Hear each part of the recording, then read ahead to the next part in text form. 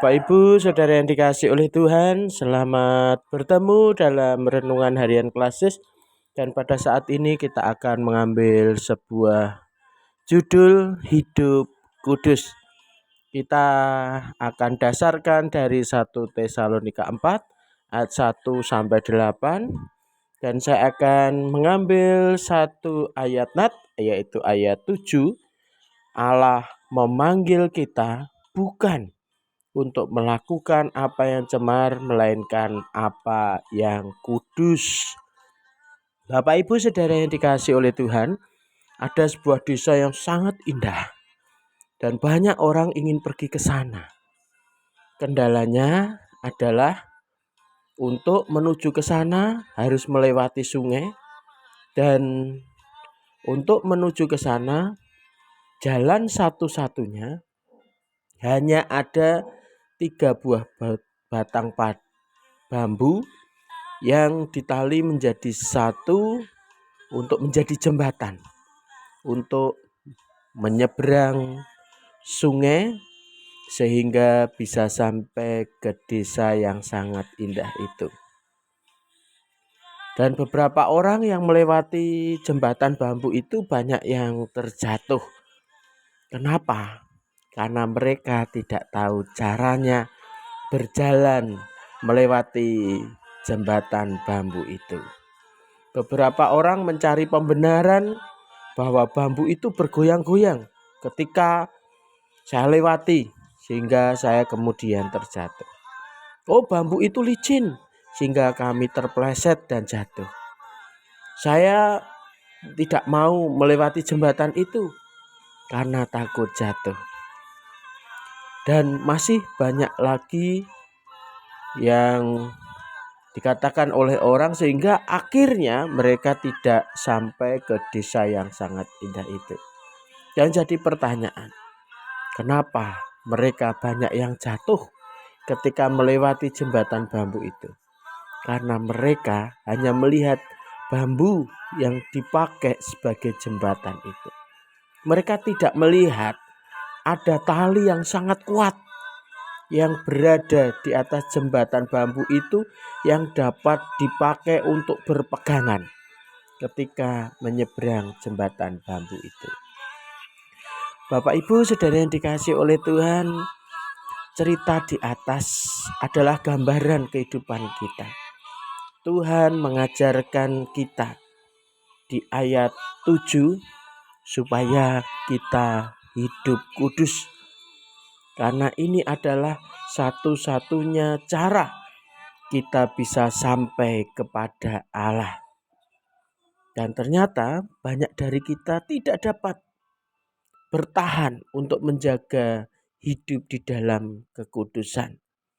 Tetapi malah banyak yang jatuh tergelincir dalam dosa, melakukan apa yang cemar, yang Tuhan tidak ingin kita lakukan. Kenapa? Karena kita hanya mengandalkan kemampuan diri. Kenapa? Karena ada masalah-masalah yang membuat kita cemas, lalu kita tidak lagi berpegang pada roh yang sudah diberikan Tuhan kepada kita, yaitu Roh Kudus. Yang di ayat 8 Bapak Ibu bisa melihat, karena itu siapa yang menolak ini bukanlah menolak manusia, tetapi menolak Allah yang telah memberikan juga rohnya yang kudus kepada kamu. Jadi kalau kita tidak mau menggunakan roh Allah yang sudah diberikan kepada kita, berarti kita menolak Tuhan.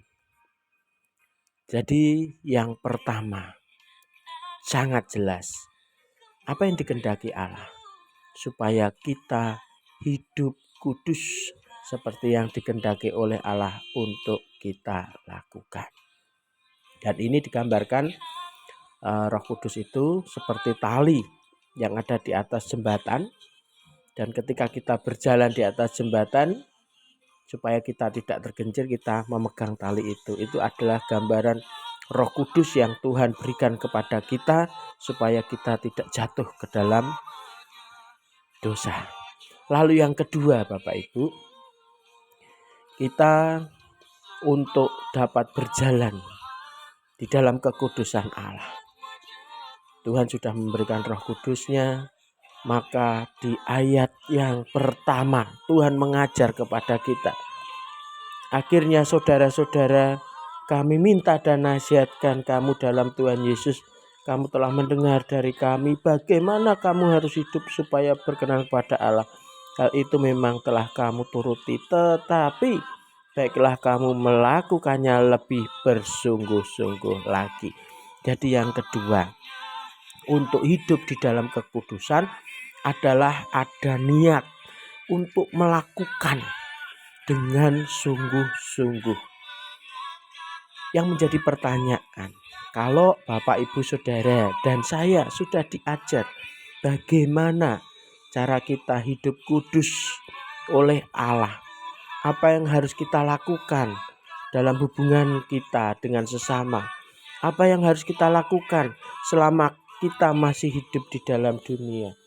Ayat 9 tentang kasih persaudaraan tidak perlu dituliskan kepadamu, karena kamu sendiri telah belajar kasih mengasihi dari Allah. Jadi melalui ayat ini, bila kita sudah tahu tentang cara hidup di dalam kekudusan Allah, maka apa yang harus kita lakukan? Maka tugas kita yaitu memberitahu orang lain bagaimana hidup di dalam kekudusan itu, supaya kita bisa sampai kepada Allah. Bapak Ibu Saudara yang dikasihi oleh Tuhan, kiranya melalui sabda firman Tuhan ini dapat menuntun memperbarui hidup kita, sehingga kita bisa hidup kudus dan berkenan kepada Allah. Tuhan memberkati kita semua. Amin.